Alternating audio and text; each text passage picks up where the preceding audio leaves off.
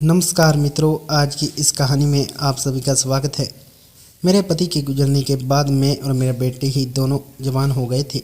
मेरा नाम मीशा है। मेरी उम्र 45 साल है। मेरे पति की मृत्यु हो चुकी थी। मेरा एक छोटा बेटा और एक बेटी 23 साल का है और बेटी 20 साल की है। मेरे पति के जाने के बाद घर में हम 3 लोग ही रहते हैं। मेरे बेटे का नाम अजय है और मेरी बेटी का नाम सिमरन है।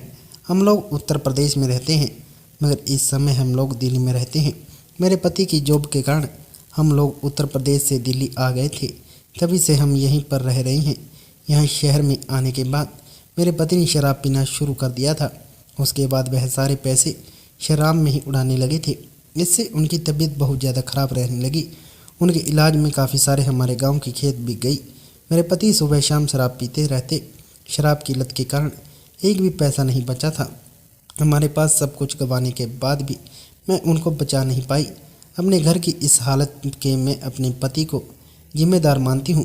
अगर हमारे गांव में खेत न बिके होते तो मैं अपने गुजर बसर गांव के खेतों के सहारे कर लेती।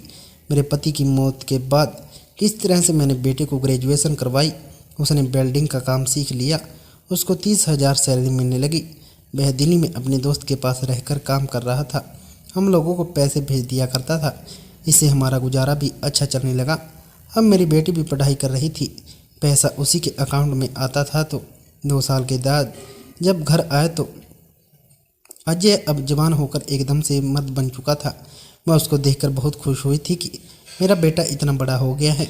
मैं सोच रही थी कि उसकी शादी कर दूं। कुछ महीने के बाद मैंने अजय से शादी की बात करी तो वह बोला कि पहले घर बनवाना है, उसके बाद मैं शादी कर लूँगा।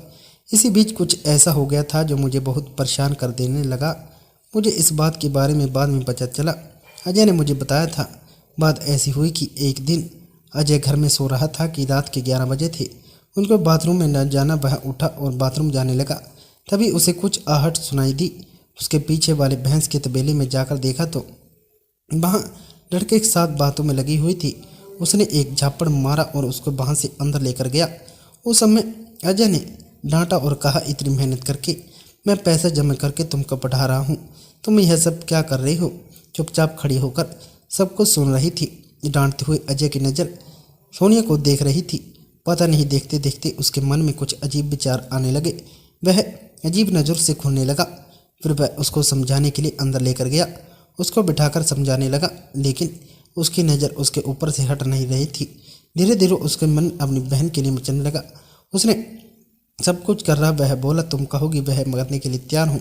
अगर तुम्हें यह सब करना ही है तो इज्जत को इस तरह से क्यों बाजार में बेच रही हो। अजय को यह हैरानी से देखने लगी। तभी अजय रख दिए रोटी ओन में इतने सारे पैसे देखकर आंखें खुली रह गई। वह अजय को यह बात तुम्हारे और मेरे बीच में रहेगी। तभी हाँ में गर्दन हिलाई। धीरे धीरे वह भी 20 साल की होने लगी थी, इसलिए उसको कुछ ज़्यादा ही नहीं था। उसके साथ पैसे का लालच आ गया था। सबका अंजाम वही जानती थी, क्योंकि अभी इतनी मैच्योर नहीं थी। वह अजय भी अपने मकसद में कामयाब हो गया।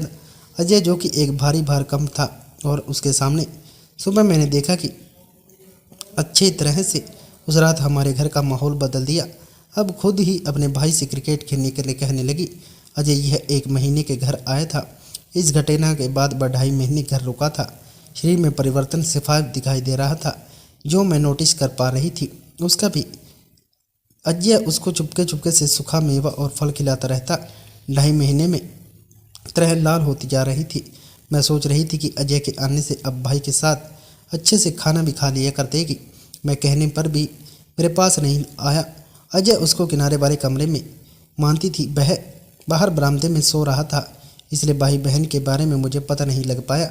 छुट्टियां बीत जाने के बाद अजय दोबारा दिल्ली आ गया, मगर काफ़ी कुछ बदल गया था। उसने मोबाइल लेकर दिया। वह दिन पर फ़ोन ही बात करती रहती। मैंने सुनने की कोशिश की, लेकिन वह दिन में बात करे जा रही थी। मुझे पता नहीं लग पा रहा था कि वह किससे और किस बात पर बात कर रही है। वह अपने भाई से ही बात करती होगी। उसके बाद अजय और दोनों ने मिलकर दिल्ली जाने का प्लान बना लिया। जब उन दोनों ने साथ जाने की बात कही तो मैं बोली, मैं यहाँ घर में अकेली कैसे रहूँगी। वैसे भी इसकी पढ़ाई लिखाई दिन है, अधूरी रह जाएगी। वह बोला, माँ इसको केवल खाना खिलाने के लिए साथ ले जाना चाहता हूँ। मुझे वहाँ जॉब करने में, खाना बनाने में दिक्कत होती है। इसकी पढ़ाई भी वहाँ चलती रहेगी और ट्यूशन वहाँ पर लेगी। यहाँ पर आकर एग्जाम दिया करेगी। जब मैं नहीं मानी तो अजय ने कहा, माँ तुम भी साथ चलो, कुछ दिन हम लोगों के साथ वहाँ पर रह लेना, उसके बाद फिर तुम जो चाहे वह कर लेना, अगर नहीं चाहो तो यहाँ घर वापस आ जाना। मैं उन दोनों के सामने मान गई। तब हम तीनों माँ बेटा और दिल्ली चले गए। वहाँ पर जो घटना हुई वह भी शायद किसी के साथ नहीं हुई होगी। वहाँ पर जाने के बाद जिस घर में हम रहने वाले थे उस एक कमरा नीचे था और उसके सीमेंट का छप्पर था, साथ में ही लोहे की सीढ़ी लगी हुई थी। ऊपर में दूसरा वर्ड बना हुआ था, मगर वह ऐसा था कि वहाँ पर सीधे खड़े होकर नहीं चल पा सकते थे, उसकी ऊंचाई बहुत ही कम थी। मैंने वह देखकर कहा, बेटा यहाँ तो नीचे एक भी कमरा है, हम तीनों इस छोटे से कमरे में कैसे सोएंगे। तभी अजय बोला, माँ मैं ऊपर सोऊंगा और आप दोनों नीचे सो जाना, अगर आपको फिर भी कोई दिक्कत लगे तो ऊपर आ जाएगी, आप आराम से सो जाना, टेंशन मत लो, यहाँ पर सब ऐसे ही सोते हैं। फिर हम लोग ऐसे ही सोने लगे। 2-3 दिन ही गुजरे थे कि कहने लगी कि उसको यहाँ नींद नहीं आती, नीचे गर्मी ज़्यादा है, हम लोग ऊपर सो जाते हैं। मैं बोली, लेकिन ऊपर तो तुम्हारा भाई सो रहा है। मैं बोली, तो फिर भैया को नीचे बुला लेते हैं और हम सो जाते हैं। मैंने कहा, अगर उसको यहाँ पर नींद नहीं आई तो वह अगले दिन ड्यूटी पर कैसे जाएगा। बोली, अच्छा ठीक है, मैं भैया के साथ सो जाती हूँ, आप यहीं पर सो जाओ। मैंने कहा, लेकिन तुम दोनों वहाँ परेशान हो जाओगे। वह बोली, नहीं माँ, एक तरफ कोने में सो जाऊँगी, मुझे यहाँ पर नींद नहीं आ रही। मैं उठकर अजय के कमरे में चली गई। फिर अगले दिन ऊपर ही चली गई। मुझे अभी तक कोई भी शक नहीं हुआ था कि सोते हुए रात की बात है, मुझे आ जाएगी। फिर मैंने, क्योंकि वह सुबह से शाम तक ड्यूटी करके आता था, मैं खुद ही ऊपर चली गई। मेरे जगह कम थी, नीचे किचन और बाथरूम था, इसलिए कपड़े के बैग वगैरह सारे रख दिए थे। जब मैं सीढ़ियों से ऊपर जा रही थी तो वहाँ अंदर का नज़ारा देखकर सन रह गई थी। वह दोनों एक दूसरे के साथ मस्त वाला क्रिकेट खेल रहे थे। मैं यह सब देखकर फ्रिज हो गई। मुझे समझ में नहीं आ रहा था कि मैं क्या करूं। अपनी आंखों के सामने जो नज़ारा था वह मेरी समझ से बाहर था। वहीं खड़ी रही। फिर मैं कुछ संभली और चुपचाप नीचे आ गई। मेरे पेट का भी दर्द गायब हो गया था। मेरी परेशानी, आंखों से नींद गायब हो गई थी। अपने पति के बारे में सोचने लगी कि यदि आज वह होते तो मेरे भी पाप होता। रात को मैंने पूरी तरह सोच लिया था कि मुझे क्या करना है। अगले दिन सुबह होते ही मैंने बात करने की कोशिश, लेकिन वह बात टाल गई। अजय से भी मैंने कुछ नहीं कहा, क्योंकि मुझे डर था कि कहीं वह भड़क ना जाए। मैंने चुपचाप अपने गांव जाने का फैसला कर लिया।